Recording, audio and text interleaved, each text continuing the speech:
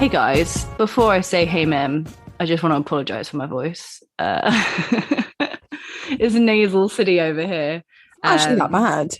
Oh, don't say that because my voice is awful anyway. It's not, honestly. Have you heard my voice in comparison to yours? Yeah, You've got a exactly. nice voice. No.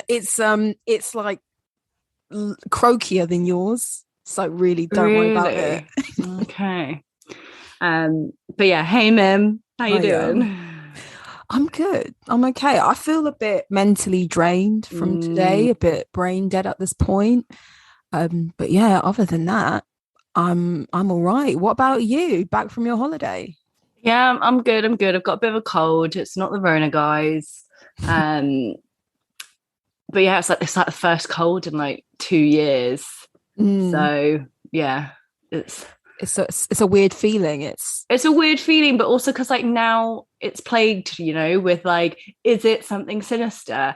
Everyone now, like, you never liked when someone coughed near you, but now we literally hate it.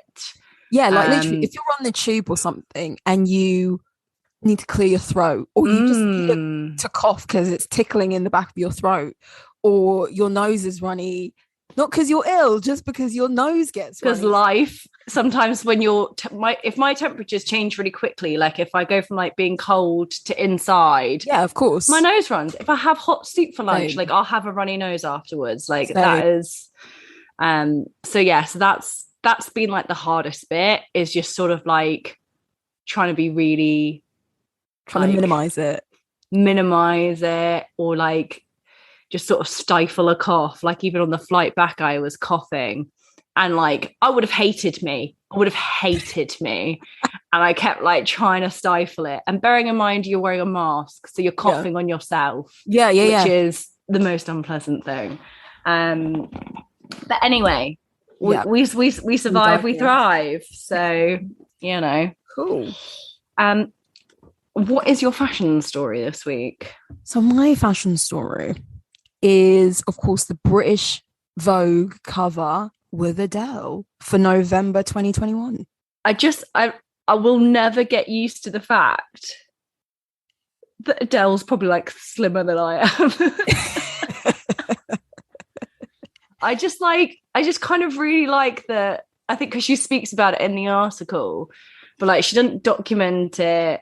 She said it was for her well-being, all of that stuff. I mean, she exercises a few times a day, which is a bit like intense. But she looks great. And like, from what I understand, she doesn't look like she's got those like surplus skin. No, so, but like, she's quite young. She wouldn't, I don't think. But like, it means she's probably done it safely, She's done like study safely. She looks great. Phenomenal. I'm glad she's kept like her Adele makeup. Like I love her sort of 60s makeup. I think it really suits her face. But she's just, the pictures, the clothing, the styling.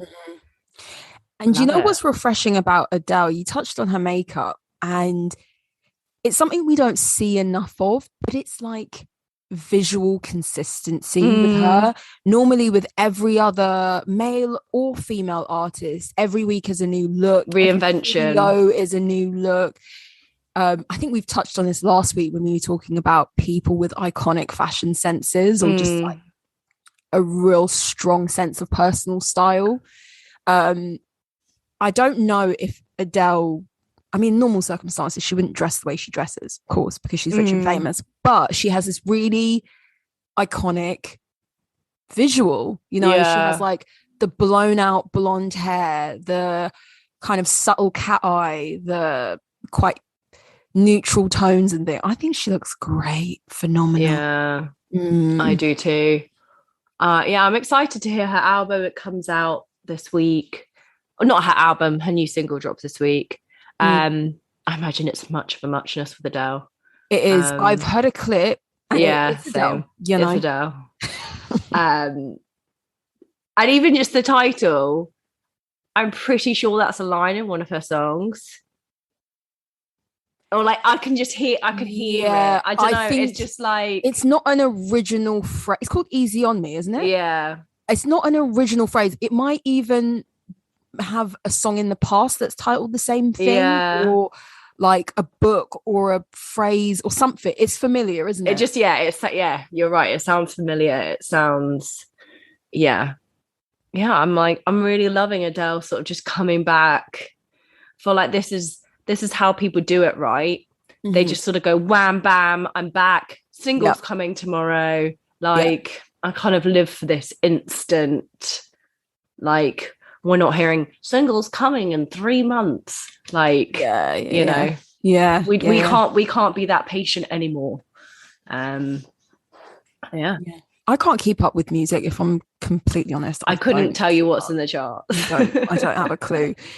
Even people I like to listen to, I don't think I've listened to new music. I'll listen to your album when I listen to it. If Spotify, when I'm in the car, decides they want to present me with something new, then cool. But if not, I'm never going to hear it. Yeah, I know. I'm a bit of like a one trick pony these days with music. Yeah, it's funny. I think also with the Vogue cover, sorry for the lack of research, but I did see somewhere in the comment section that she has simultaneously the November cover of American Vogue as well, and it's a different look. It's the green dress. The big green dress is the American Vogue, and the yellow one, which is phenomenal, interesting, is the British Vogue. Because the yellow one's Vivienne Westwood. Yeah, it looks it. So I wonder what, maybe the green one's a American designer. Who knows? I bet the green one is like a Valentino. It's like big over, like she wears a lot of Valentino actually. Okay. I'm pretty sure anyway. Go Adele. Snaps for Adele. Yeah. So my fashion story is one I meant to like mention a few weeks ago. Mm-hmm. And so I went to sort of a concert maybe about 2 weeks ago, and it was like my first sort of post-lockdown concert. Actually, that's not true, but still. But what I noticed is like at least 100 girls wearing like the Zara bodysuit that's like the vest, high neck bodysuit, like literally quite similar outfits going on. And it just really made me wonder. I know that Topshop exists on ASOS, but like that's kind of still not the same shopping experience as it used to be. And like some people still want to quickly pop to a shop and get something. I know we're like an online generation, but it just really made me think that there's just not really a competitor that you can step into a shop like for Zara. Like I really feel like I think Zara's delivering to like a wider age range at the moment. Yeah. I think they've like become a bit less young. Obviously they still have different bits, but like Topshop was probably getting quite young. I was noticing like, I don't know if I can shop here that much. No, Scarlett, I think you got older. No, that's what I'm saying. Yeah. Topshop was always about teenagers.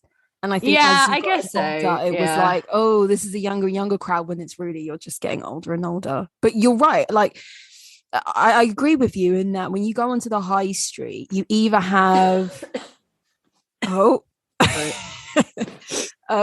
you either have shops where they only cater to the teenagers in the young 20s, or they cater to the older ones like Reese, like Hobbs, like I don't know, all those ones your mum probably shops at. And in the middle of like people who want to dress like maybe older for their age, or people who are just in that middle zone, I can't think of anything else other than Zara. I mean, you have places like Weekday, which is owned by H&M, that's like young people, casual. H&M is very young, I think.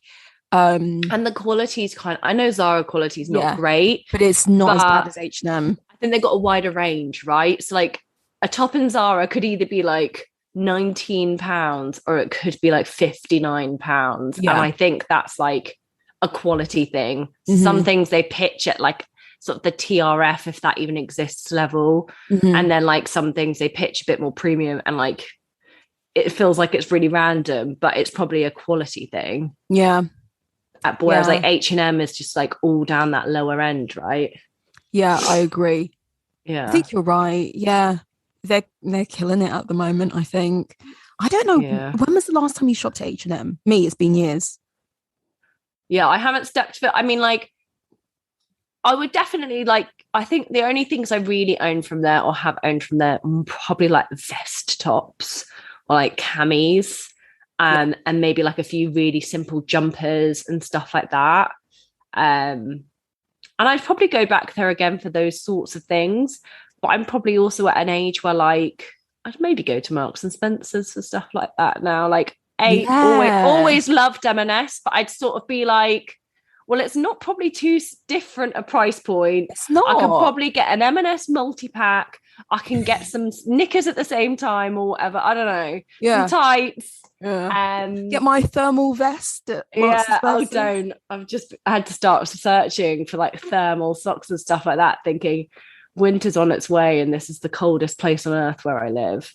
The flat, not the location. So yeah, but like it's a little sort of Zara rules the world moment. Yeah. I will say quickly, there is a podcast I listen to called Business Wars. Anyone who's listening to this can go and search podcast. It's called Business Wars, and their current season is about fast fashion. So if you're interested in that sort of thing, it's quite interesting. And they touch on how Topshop started, the rise of H&M and Zara, and then like things that we've mentioned before, like the collapse of that factory in Bangladesh, and then greenwashing, or at least attempts by the industry to improve on how people see them sustainably, and so on and so forth. So it's more of like a history thing, you know, as opposed to a discussion about fast fashion. But yeah, go and listen to it, guys. Oh, I like it.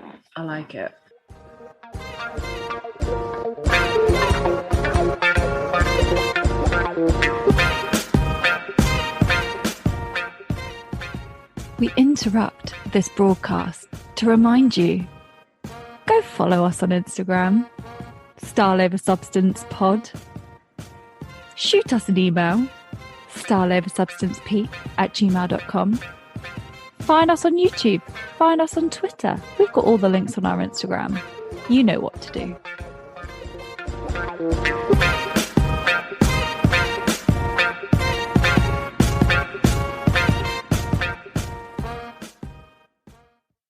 Right, so I guess our topic this week is like an extension of our fashion stories.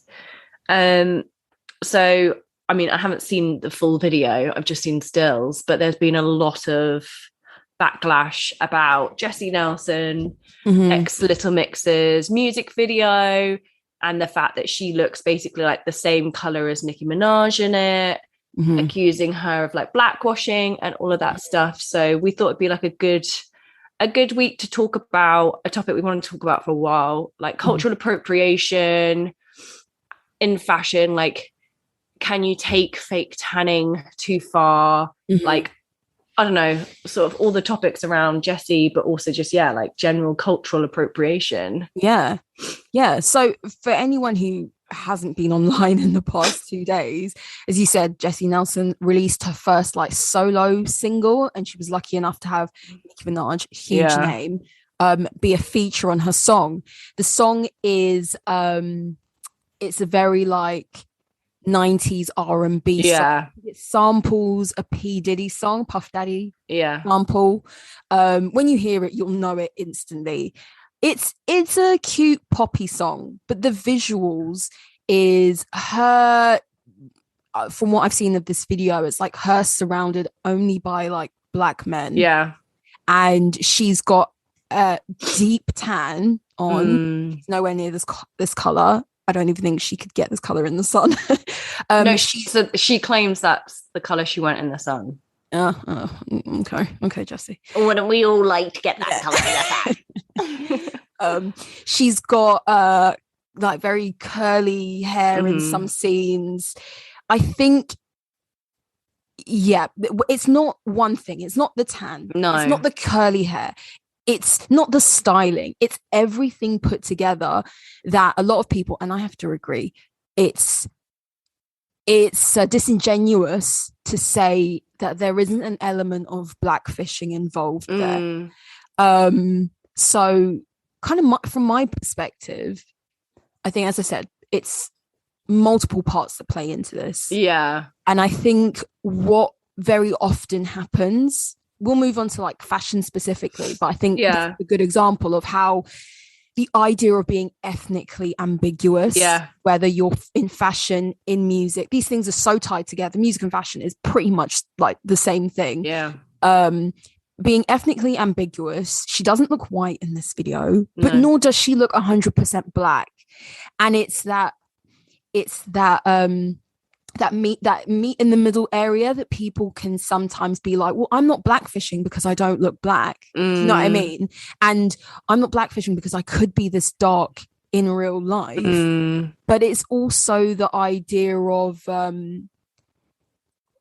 by association of a particular look, we're trying to achieve success. And for me, there's no way that I can look at this Jessie situation and not think of Miley Cyrus, but I'll go into that later. What were your initial thoughts of this? So I guess one of my initial thoughts was, is she doing it because it's like an R&B record? And like, how many white girls do you know doing R&B? I wondered if like that was like almost like a subconscious of like her trying to sort of fit in that realm. I haven't heard the song. I don't know if it's really R&B or if it is just pop. It's like an R&B pop type thing. It's a bit of both. Yeah. So like that was kind of like my first inkling, was like, is it sort of to fit in with a genre or something like that? I mean, I think it's when you compare stuff, right? It's when you can put her next to Nicki Minaj, and they look the same skin color. And granted, like Nicki Minaj's got like fair skin, but like I think if you can like almost be like, are they from the same place? And they're like, for sure not. Yeah. I think that's a problem. I think that happened in like an Iggy Azalea video recently. Oh, yeah. And she tried to claim that she'd used the same makeup. This girl is pale as hell, okay? Yeah. And I could say that. I can be like super pale at times. I try my best not to be. Yeah.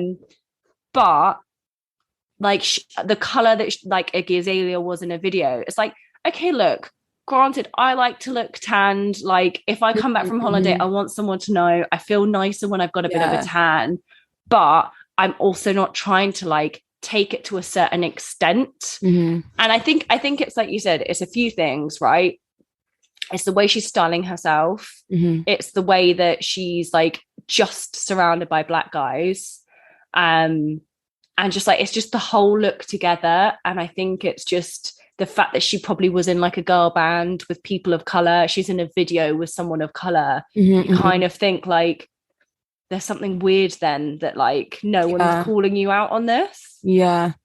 I think with like cultural appropriation, and this is the case for fashion as well as music, is people who are like, oh, it's not cultural appropriation, everything, like you think everything is. Yeah. It's like people who say that are completely forgetting, or they're just completely ignorant to the fact of history.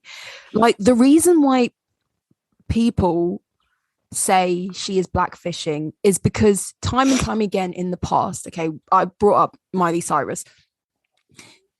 In the past, like let's take to begin with Elvis, rock and roll era, you had so many black artists who were making and writing these songs, but they would never get the recognition of a well-written song, a well-composed song, a well-sung song. They would never be famous for it. They would never be paid for their work. And then you get a white person like Elvis, and he surrounded himself by black singers. He like learned his trade off of black singers. Exactly. And that in itself is not the problem. But when you profit off of something and the original maker does not get to profit from it, it's when it's a problem. You're doing it on purpose. It's like, we like the culture, but we know that we can be more appealing if a white person does it, essentially. And we saw the same thing with Miley Cyrus. It's that she was in her like twerking phase, and she was surrounded by rappers, and she was wearing next to nothing, and she was purposefully trying to assimilate herself into a culture that she was never part of. She's a country and western singer. Well, she's from that sort of line because of her dad, and there's nothing wrong with that, and there's nothing wrong with loving hip-hop and R&B. But when you purposefully put yourself in that culture, that situation, and she became infinitely more popular once she went through that phase. When she was done with it and she'd made her millions and she performed here, there and everywhere and sold all those records by imitating this culture, then she was like, oh, I just think that culture is so misogynist. And it was like, well, you made a whole new phase of your career. You blew up. Oh, it's for sure strategic. I'm pretty sure she admitted that once, that like she was doing it for shock factor. She was doing it to sell records. And that's the problem. That's when the problem is when someone can make money more than the originators of something, or not face the same backlash or criticism or whatever it might be, right? Yeah. And I think I think cultural appropriation, like it's a difficult one, because you do hear a lot of people like, oh, everything's cultural appropriation, but I think we have to just remember where this starts from. It's like the same as Black History Month, it's the same as International Women's Day, and all of these moments. And like for the naysayers are like, where's White History Month? every day. Where's International Men's Day? Every freaking day. So like you have to remember that if people are saying these like injustices are happening, or they perceive these injustices to be happening, it might not be because of injustices right now in the current world, it is the historic, right? Like that's the problem, is that like in history, like I mean, did we learn about Black history in school? No, we didn't. So then that's just important, but it's just affording like a catch up of like a righting some wrongs. Yeah, for sure. And I think that's what cultural appropriation, like when you have to be sensitive, it's because, hey, if I appropriate Japanese culture, I don't know what the history of a kimono is. I don't necessarily have the level of respect for like what that might be and all of that stuff. And I think it's a respect thing, right? It's I think you're so right. The history is so central to something like this. Like, as I said, like me personally, my point of view is that by all means, you can be someone outside of a different race or a different culture and really love, Japanese culture and whatnot. And that's your thing and you like to buy into that. But it's, I think nowadays we use this term blackfishing as like an offshoot of blackface. And we have to remember that within our parents' lifetimes, like we're talking in the 70s and the 80s, you had like dolls which were caricaturing Black features. And within my grand's life, you had performers who were fully white in films playing Black people with just dark makeup on and like big red lips and things like that. And so nowadays what we see is people with those natural features very often can get bullied or ridiculed, or it's an area that they can be vilified for having naturally. But then on the other hand, we have the Kardashians who can pick and choose which characteristics and features of a certain race they like and leave other features behind. And it's like, oh my God, Kim Kardashian has a massive ass. And it's like loads of people have massive asses. Yeah. She's a beautiful woman, don't get me wrong. But if we're going to praise her on this alone, when we have vilified countless other women for having the same features, that is the essence of like blackfishing, cultural appropriation, whatever you want to call it. And I think that is what's happening with Jessie. Like, I don't think that she necessarily is vindictive, but you know, like, it doesn't mean that it's like, you know what they say, ignorance is not an excuse of guilt or whatever. It's like especially not when you're in a high place like that. And I think even like the way that she did like a live, didn't she, with Nicki Minaj? And like, of course, Nicki's not helpful with stuff like that. Like, come on. But like, she can kind of like get away with that, I guess, because of her persona. Yeah. But I didn't think that was helpful.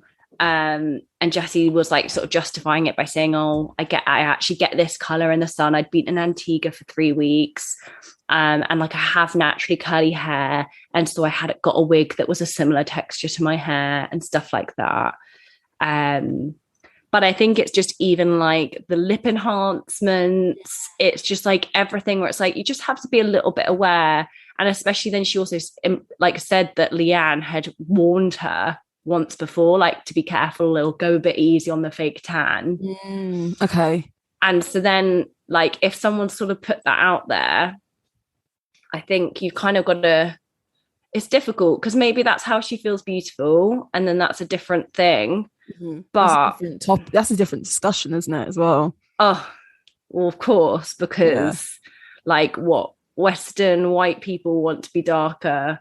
And like in certain areas of the world, it's beautiful to be lighter, and that's a problem. And it's like,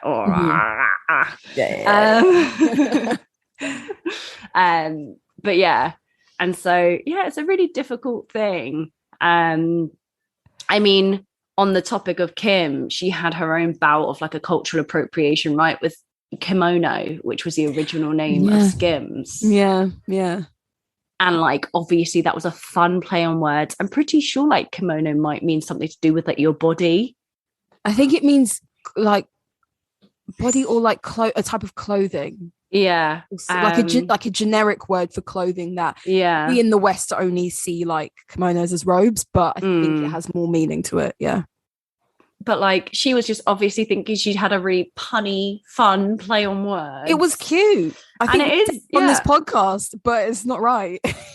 But yeah, there's got to be someone who puts their hand up. Like, this is normally my job in my workplace, is to kind of put my hand up and play a little devil's advocate of like, should we be doing this? That's the thing. Like, people forget that when you start a business and you're someone as big as Kim, or even not just as big as her, but you start a business and you start to trademark the name of your business. Now, if your business is called Kimono, you are going to trademark the name Kimono. Are you serious? So that no one can legally use it within the United States or whatever other country for these categories. That's the issue. It's not that it's not like a cute word. It's when it's not that she's going to profit or say this no one's allowed to use that terminology. This word is now mine. Essentially, that's what is the problem. And when you're talking about the live, I think a funny thing about Nicki Minaj coming on to do a live, I did not watch all of it, but I did see like 30 seconds of this thing. And Nicki Minaj being a black woman with the bright blonde wig, and she obviously looks so much paler than we normally see her. I'm glad you said that. Kind of got paler and paler. It's almost like a flip reversal, right? Yeah, it is. But I guess the problem is that there hasn't been the same history there of like, I don't know, it's like you said, that black people haven't been afforded certain opportunities or whatever, but like that, those misfortunes haven't applied to white people. So if she wants to look a bit paler and whiter, like it's a really difficult thing of being like, but you're changing your appearance of your hair. Yeah. You've definitely paled your skin, or like you've put a light on to look a bit paler. Yeah. But there's not the same history for that to be a problem. I think, but it's tough, right? My own perspective of this, and this is coming from someone, a lot of people probably, they don't see our faces, so they don't know what we look like. But I'm fully black, but I was born very, very pale. I'm still quite light, and a lot of people in my family are considerably darker than me. And so that's the perspective I come from. I think that it's the same history the Jessie and the Nicki Minaj, it's the same history. It's manifested itself in different ways because they are both different women from different cultures. Yeah. Jessie, living in the West in 2021, knows that she will be more desirable or desired by a lot of people because she's that like ethnically ambiguous. She's going for that sort of look. And not just her, lots of people. On the other side, the history of praising people who are considerably lighter in the past has manifested itself that Nicki Minaj, within her community, would rather look on the lighter side than the darker side. So it's like, as I said, it's just manifested it itself in two different ways. One is like Jessie can clearly profit from this, and the other side is like, oh, Nikki, you don't have to do this to yourself in order to win. But then, I mean, who am I to say, like, you in the music industry, it's crazy, and you do kind of have to do these things to be a huge success. It's like the Beyonce and Kelly story, isn't it? Yeah. And I guess like there's the cultural ambiguity that a lot of colored people go for, right? So like there will be people like, I think it was Jade from Little Mix, that she sort of like definitely never really addressed or like knows that she kind of got away with sometimes maybe just looking like a tanned like white person, and she kind of got away in inverted commas, like afforded certain sort of fortunes from looking ambiguous, and so it sort of goes both ways, but hopefully we're at a time where like that doesn't need to happen. But then like you said, there's different like histories of whether it's beauty, whatever it is, whether it's a bit more sort of fortune or an easier life is afforded to you because of something. Like, because also we have to remember, like, so Jessie's a British singer, but she's a global star. So for her to be like culturally ambiguous affords her like a lot more people to look up to her and be like, I can see myself in her. That's such a good point as well. I've never really thought of it like that. Because we're not just talking about like that it's just like people in England, it is across the globe. And I think that's now why like the ambiguity has become like something that's people chase. Yeah, I think that's such a good point. I think, do you think that there is a right and a wrong, not the exploitation, but the cultural appreciation? So when I think of cultural appreciation or appropriation in fashion, I think of John Galliano, who was creative director of Dior for many years, and some of his most famous looks and pieces take from like Far East Asian culture, stunning pieces, really works of art.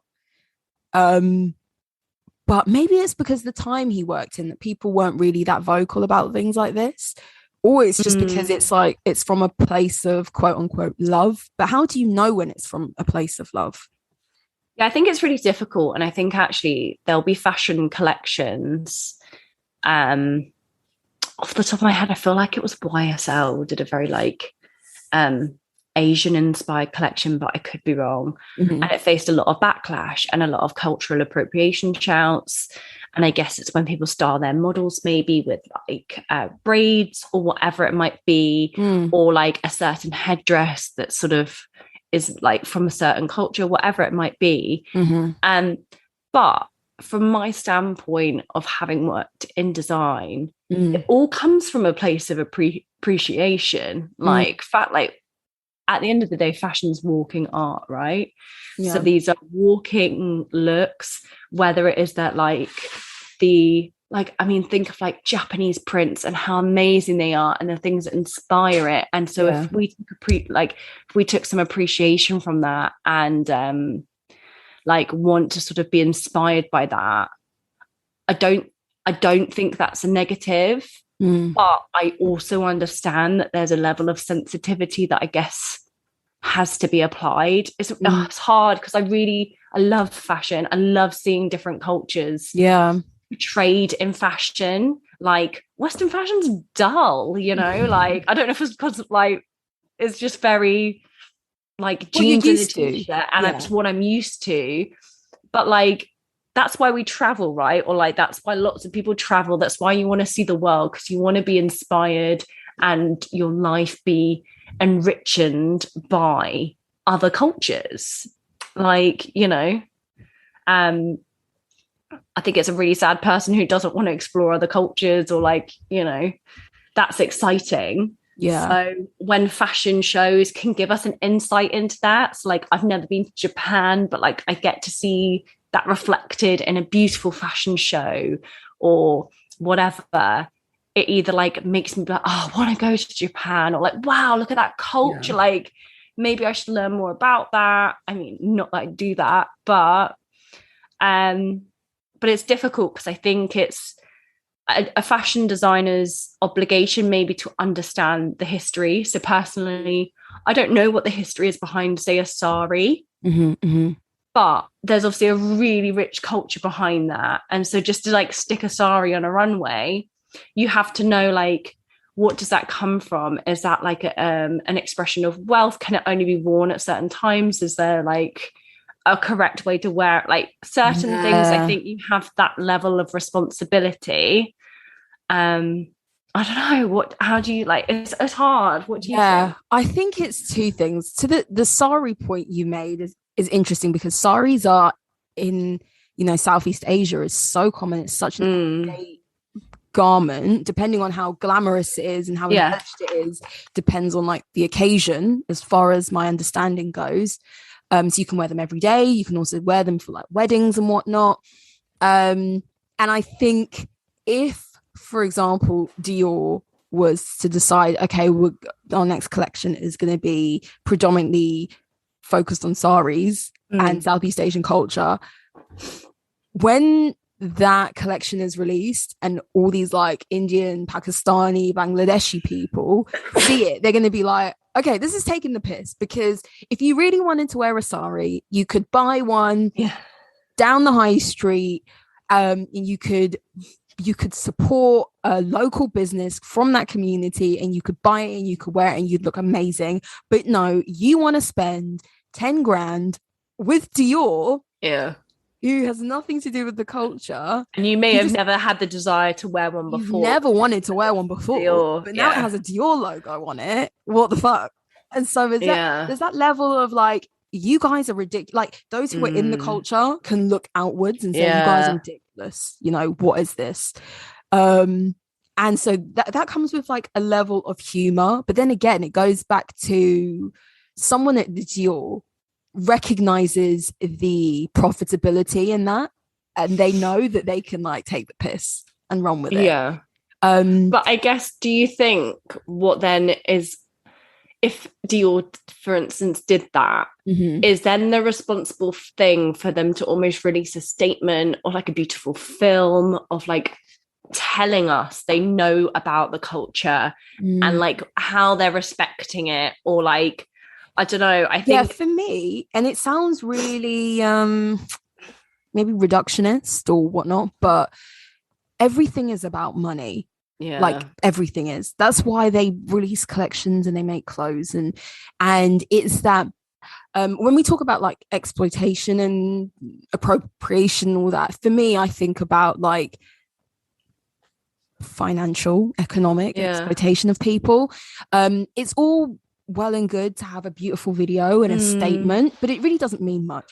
Well, and I guess the rich idiot who's buying a 10 grand Dior sari might not watch, like, you know, it's not a guarantee they watch that, right? Exactly. I think that's where the problem lies, is that someone then might ignorantly wear that, and it's like it's just an embarrassment. I think the best thing you can do if you want to do something like that, given the state of the world, is like, we're gonna hire women who make saris for a living, bring them into our atelier for the next couple months, pay them, they're going to make these things by hand, and we are going to have actual Indian or Bangladeshi or Pakistani Asian women walk the runway in and amongst, you know, other models from around the world, and you might say that you want to like make sure that the wealth that you create by taking someone else's garment is brought back into that culture. That's the best way you can do it. No one can argue so with true. that. And it's like, that's the thing when it comes to the Jessie Nelson, the Miley Cyrus situation. It's like, we know she's going to make a killing from this song or whatever. And it's like, appreciation is when you say like, I love what you're doing. I want to bring you along on the ride with me. Yeah. I don't know. Yeah, I think that's such a good point. And I actually think like that's what the systemic problem of cultural appropriation is, that it takes something away from other people. Yeah. And I think especially in an industry like the music industry, where like for sort of as long as we can, like I can remember in like mainstream music, the most famous Black person you could name was Beyonce. Like Michael Jackson, and was all kind of like the only one. And Michael Jackson, and then obviously like I don't know, it's just a difficult one of like, that's not many people, and then think of how many white people you can name. And like, yes, Jessie's grown up, she's got to be similar age to us, right? Where like this becomes less and less, hopefully over time, like future generations that hopefully won't have that kind of an issue. But she's got to realize that she also is afforded a lot of things by being a white person in the industry. Yeah. And I think it's like, it's that sort of like, I don't know, it's difficult because like at the end of the day, it's a girl getting dressed to feel nice in a music video. And like, maybe it's not that deep. Like genuinely one of the reasons like I don't ever want to be famous is because you just have to be a better person than the rest of us. But you have to think about these things, and you have to be really aware. And especially with like a cancel culture, and like bless her, she's just released her first solo single. Like that's probably a really big opportunity for her. She had that documentary about being really honest about really struggling with her mental health. It was World Mental Health Day like 4 days ago. And she's now receiving a lot of cyberbullying, and like the main attention is the way she looks and not if the song is good or whatever. And I think that's how big this problem is, right? Of like, your awareness has to be there, like whether it's her management. That's part of the problem though, like she shouldn't get all the stick for this. And no, the point you've made is makes so much sense, because she's getting all the stick for something that, yes, she okayed, to some extent, because very often when you're a woman in the industry, you just have to go along to get along. But what about her management? What about the stylists on set? What about the other people who are in the background who have made these strategic decisions on her behalf? And she's just, I'm not releasing her of all guilt. But it's not all just her. She did not pick out all these clothes, makeup herself. Well, and also like, who did the casting for all the black dudes in the video? Exactly. If her instruction was, I only want black dancers, that's a problem. That's a problem. That shouldn't be leaving like anyone's mouth ever. Like, even if you think that's a visual, like, that looks great, we're not there yet. Like, not yet. We're not there anymore. I need those props in my video. That's unacceptable on all accounts. So like, if that left her lips, or like they suddenly looked, I'd like to think if anyone casting anything noticed everyone in their production was white, they'd do something about that, you know? And that's like what we're striving for as a world. But like, equally, a white girl just can't hire only black people for her video. I know. Like, one of my favorite things in Real Housewives, I know we always reference this, that's fine, is that Garcelle, who's the first black Beverly Hills, or is it Beverly Hills? Housewife. Dorit was talking about the fact that people of color work in her house, and she was like, I hope it's not only people of color who work in your house, or that's the only reference your kids have for people of color. But like, it's a similar thing, right? Like, you can't just hire, I don't know. I don't know. So like, just like that silly point, even though I think that's possibly my biggest issue with the video. I think who's signed that? Who's watched the video? And who in the room has been too scared? I know the music industry is tough. I know it is. Yeah. But who just hasn't gone? Listen, are they all what? Are they all black? Yeah. Like, I don't think that's all right. And that's the thing. Like, going back to our fashion story with Adele, I know lots and lots of black people adored Adele. Yeah. And Adele doesn't try to be anything other than who you can expect her to be. She's a British girl. I don't know if she's from Essex or London, but you know, like I think she's like from down here somewhere, the cusp of both. Like I think you know, she's like probably like East End or whatever. Yeah, exactly. Like blonde hair, blue eyes. Yeah. She sings ballads, beautiful singing voice. Yeah, she probably has a lot of influence singing wise or musically from black culture, but it's soul or whatever. Like from soul and things like that. But long story short, people love her. And then remember, I think it was 2 years ago when she went, no, it was last year when we couldn't go to Carnival. And she posted a picture of her in this bikini, and it was like, I loved it. Yeah. And all of that. And loads of people were like, oh, it's cultural appropriation. But there were so many people who was like, leave Adele alone, having fun. You know, if we had Carnival, I'm sure she'd be there, like dressed like this and having a good time, because it's almost like you can give a pass to people who you feel is not like, she's not trying to profit off that. It's and I think, and there was not like fake tan and all this nonsense. I think that's the thing. Her day-to-day life is not trying to be that, right? So that was her getting into the spirit of things, wanting a bit of a fancy dress, almost like occasion for like, I'm gonna channel like what this carnival's about, and like I'm gonna go for it and like really get involved. But like she'll be back in her like frocks next to a piano tomorrow. So it's not like she's gonna start trying to have dreads or whatever like the next week. Please don't, Adele, please. Thank you. No, but I think that's important also to say, of like, I think it's like anything, right? With cancel culture in life, like we can all say things out of turn. I'm sure we've probably said something like slightly inappropriate or not great during this conversation or during others. But like, listeners might not know, but like, you're a good person, I'm a good person. There is no malice behind any, like, I might be judgy about what Kim Kardashian looks like, but I also don't actually give a shit. Yeah, exactly. So I think you can tell when things often, like with someone like Adele, that's not coming from nastiness. That's like, she has a lot of respect for the culture. And I think, like you said, like lots of the black community love her, but like when she accepted her Grammy, like, and she was like, Beyonce, you deserve this, the way you make my black friends feel, like all of this stuff. I think she's just a really good person. I think intention is everything, no?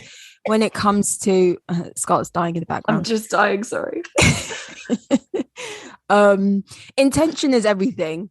And we don't know these people. We can only judge off of what we see and not the intention. But that doesn't mean that I'm giving any of you guys an excuse to do black fishing.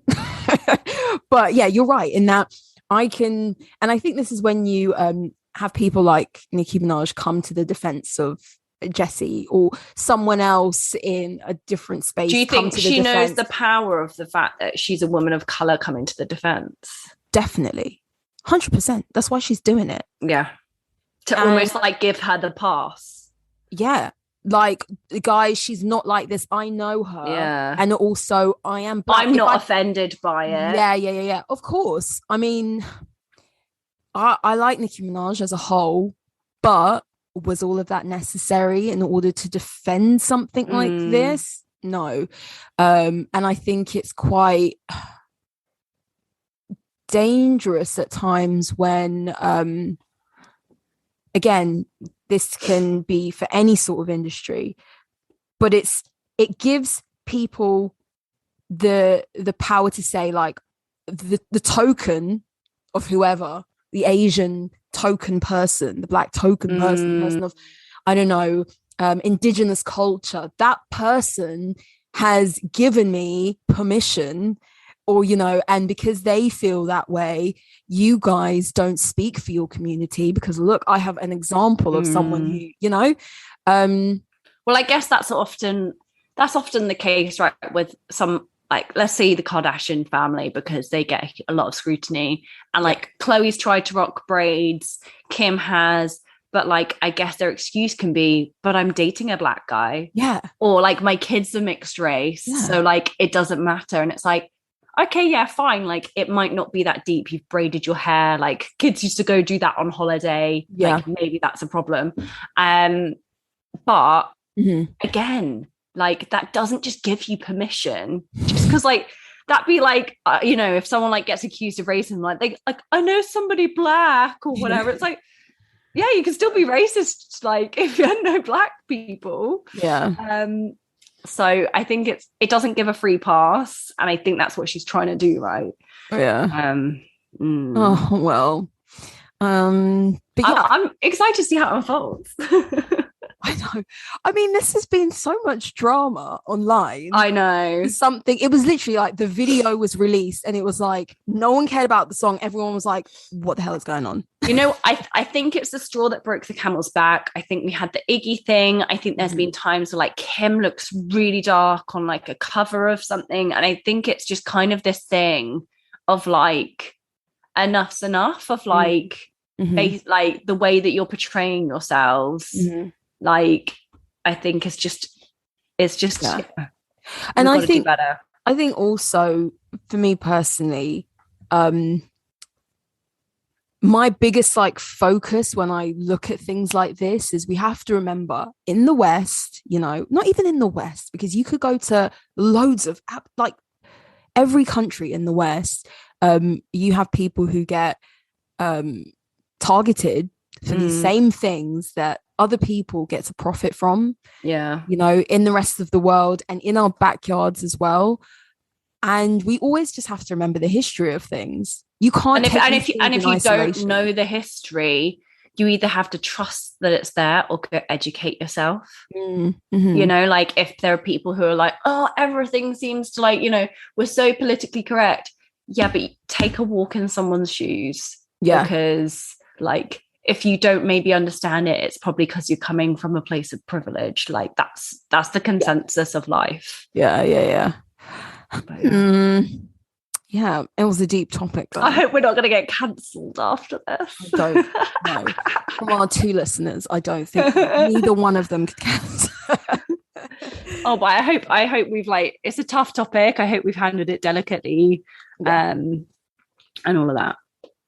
Yeah, for sure. I think we've looked at like a number of facets of it.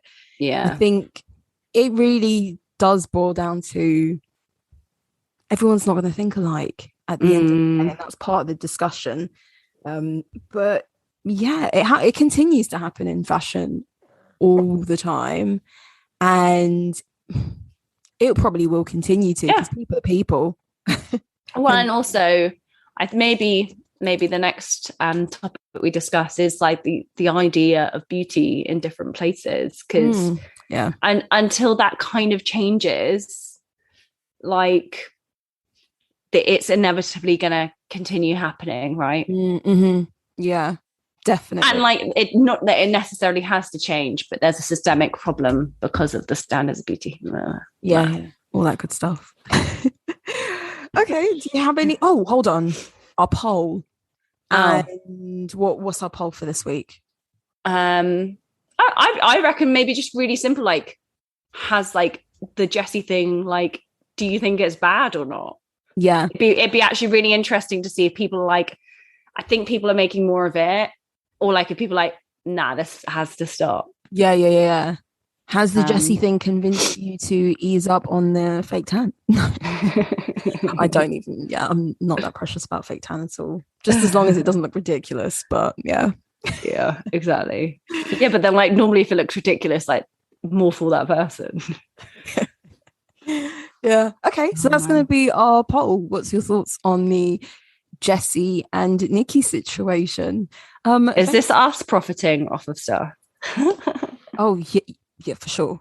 I mean, we talk about fashion all the time that we cannot afford. Yeah. And we have listeners just listening to us talk about the work of others. Love it. Yeah, I'm sure. Well, thanks again for listening to another episode, guys. Thanks for your support. Go onto our Instagram and also on Spotify, I believe now. Yeah. You can fill in our polls and our questionnaires that we always have up. And we'll see you again next week, guys. We're going to have another guest, by the way. But yeah. Woo. Ciao. Bye.